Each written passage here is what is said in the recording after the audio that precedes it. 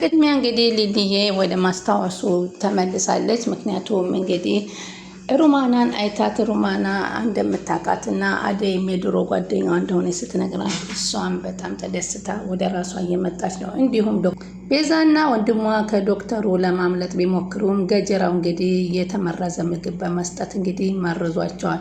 እስከ መቼ እናንተን ስቀልብ እኖራለሁ? እንዲሁም የተፈተፈተና የተተራረፈ እንጀራ ሲያመጠላት እኔ ቤዛን ይህን የምበላው በማለቷ በጣም ሲጀመር ለሴቶች ምን አነሳችሁ እያለ ያው ገጀራው የሴቶች ጥላቻ እንዳለው የተመለከትንበት ነው እስካሁንም። አሁንም ይህም ሲበዛብሽ ነው በማለት ሲያናዳት እንደውስ አንቺን ማን ቁጭ አድርጎ ሲቀልብ ይኖራል በማለት እንግዲህ ጥሩ ምግብ መጣልን ብለው ሊበሉ ወንድምና እህቱ ቁጭ ባሉበት የተመረዘ ምግብ ሰጥቶ እንግዲህ እነሱን ካላስወገድኩኝ እኔ ጥሩ መኖር አልችልም፣ ምክንያቱም መድኃኒቱ ያለው እጄ ጋ ነው፣ ዶክተሩንም ደግሞ አጎቴ ነው ስትል ስላሳየችው ዶክተሩ ደግሞ ከኔ ጋር ክትትል ካደረገ ይህን ሊደርስብኝ ይችላል በማለት ይህንን ያሰበውን አድርጓል ማለት ነው። እንዲሁም ደግሞ ከመንገድ ላይ ተገናኝተው ባቡሬ ጋር ሲነጋገሩ እባክህ ሊሊን ተውልኝ፣ ይህን አይነት መጥፎ ስራህንም አቁም፣ ከዚህ በኋላ ሰላም ያለው ህይወት ብትኖር ይሻልሃል፣ ካለበለዚያ እኔ ለአንተ ጓደኛ ልሆን አልችልም፣ ከእናቴ ምራቅ በማለት ነበረ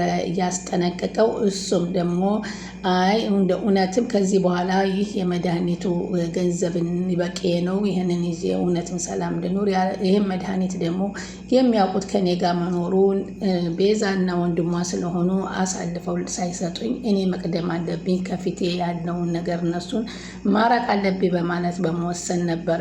ሊሊ እንግዲህ ራሷን እያስታወሰች እየተመለሰች ነው። በጣም ደስ ይላል። እንግዲህ አሁን በዚህኛው ቀጣይ ፓርት ላይ ራሷን አውቃ እንደምናያትና ባቡሬም አሁን በጣም ብዙ ነገሮችን ታግሷታል። ከመጠን በላይ ነው የታገሳት። ግን አሁንም ቢሆን ዶክተሩን ኤላጌ እያለች በምትስመው ሰዓት አይደለም ዶክተሩ አይደለም ባቡሬ አሾ እንኳ በጣም ስቅቅ ነበር ብሎ የተጨንቆ ያየውን ስትስመው፣ እሱ ግን ያው በሽተኛ መሆኗን ስላወቀ ዶክተሩ ዝም ብሎ ይሳም ነበር።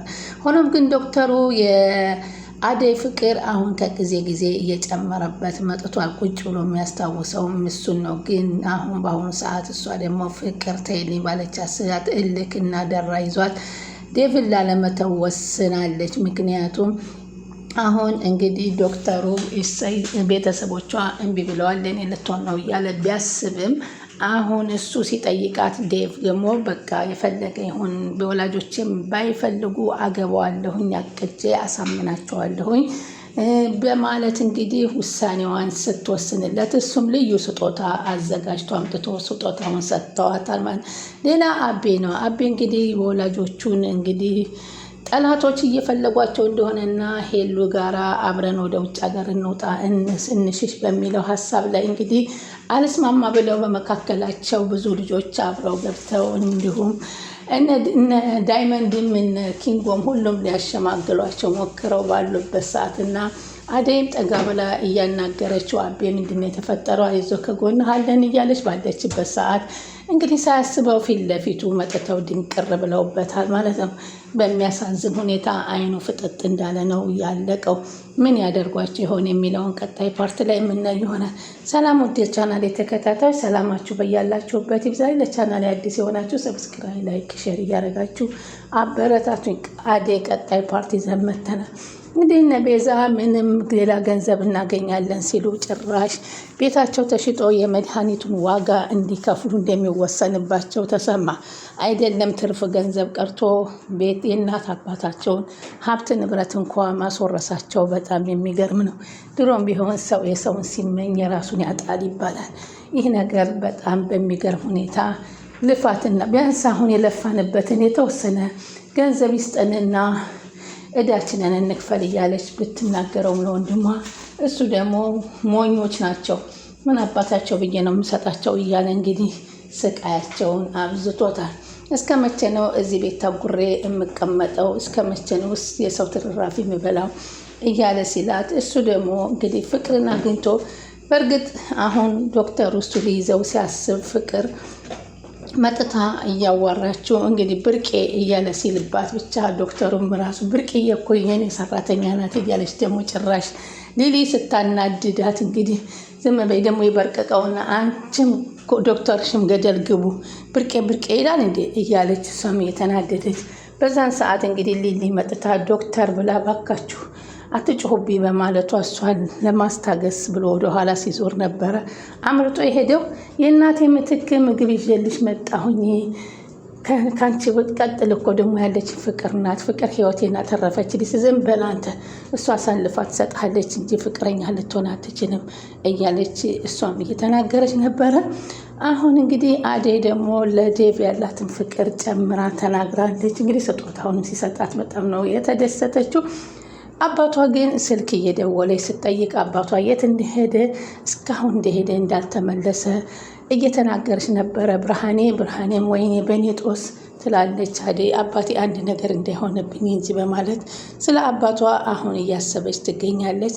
አሁን በዚህን ሰዓት እንግዲህ ሊሊ ወደ ራሷ ስትመለስ ማሚዬን አገኘኋት ብላ እናቷን እንዳልነበረች በፊቱን ኤላ የሚባለውም ነበርና ትቷት እንደሄደ አሁን እያስታወሰች ትገኛለች። ኤላ የሚባል ነገር ከዚህ በኋላ እንደሌለ ባቡሬን ቀርባ ከባቡሬ ጋር የነበራትን ፍቅር እንድትጨርስ በተሰጣት መድኃኒት ምክንያት እንግዲህ ወደ አቅሏ እየተመለሰች በማየታችን በጣም ደስ ብሎናል። እንግዲህ ይህን ከሆነ ደግሞ ቀጣይ የአደይ ፕሮግራም ይሆናል። አደይ እንግዲህ ዶክተሩም እየተመኘ 10 ጊዜ አደይ እያለ ዛሬም ሊራሳትም አልቻለም። አሁን ቀጣዩ ላይ እንግዲህ ምን ሊያደርጋት እንደሚችል ሁላችንም የምናየው ነው። እሷ ግን ከዴቭ ውጭ ወደ ውጭ የለም ብላ ቁርጡን እየተናገረች ትገኛለች። አሁን ሊሊ እንግዲህ ሁሉንም ነገር እያስታወሰች አሹ ደግሞ ሩማኔ እያለ እንግዲህ ሩማኔን ማን ያለው ቤት እስኪ ስጠኝ እናገናኝ ሲለው ሩማኔ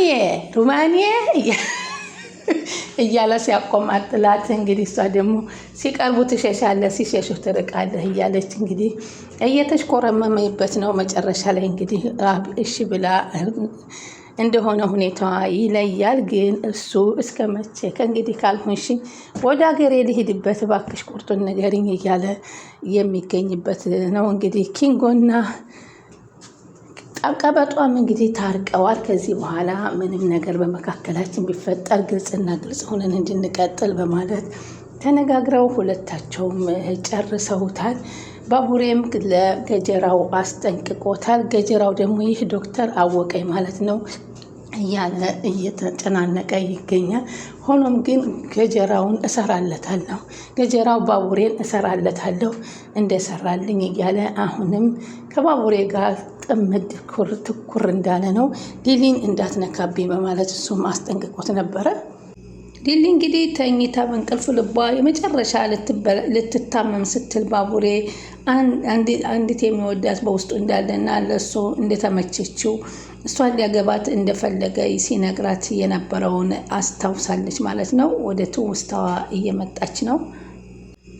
ባቡሬ በማለት ትዝ ሲላት እንግዲህ እሷም ከጎኗ ቁጭ በቃ ተወኝ በማለት እንግዲህ ሮማና ስትነገራት አሹ ብላ ስትጥም እንዴት ተፈጠረ ብላ የፍቅርና ስትመጣ ትጌ ምንም አላውቅም ድንገት እንደዚህ ሆነች አለች። ምክንያቱም ድንገት በዚህ ምክንያት ስለተቀየረች ይህንን ምክንያት እንግዲህ አድርጋ ራሷን አውቃለች ማለት ነው። ማሚዬ እንኳን መጣሽልኝ በማለት እቅፍ አድርጋ የፍቅርን እናት ይዛለች። ምክንያቱም መጀመሪያም ቢሆን ሰው ወደዚህ ነገር ልትቀየር ስትል የባቡሬ ሌላ ፍቅረኛ እንዳለው ሲያስመስልባት እውነት መስሏት ነበር።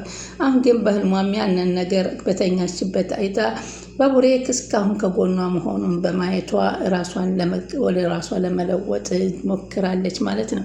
እንግዲህ በዚህን ሰዓት እንግዲህ ደግሞ ዶክተሩና አደይ ተገናኝተው ከመኪና ወርዶ ሰላም ብሎ ወዴት ነው ላድርስሽ ወይ እንዴት ነሽ ሊሊን አደራ ብዬሽ እኮ መንገድ ላይ ያገኘኋት በማለት ይነግረኝ። ጠፍታኝ እኮ እየፈለጓት ነው አትሳቢ ከቤት አደረስኳት ሌላ ጊዜ ግን አትርሷት በማለት ያስጠነቅቃታል።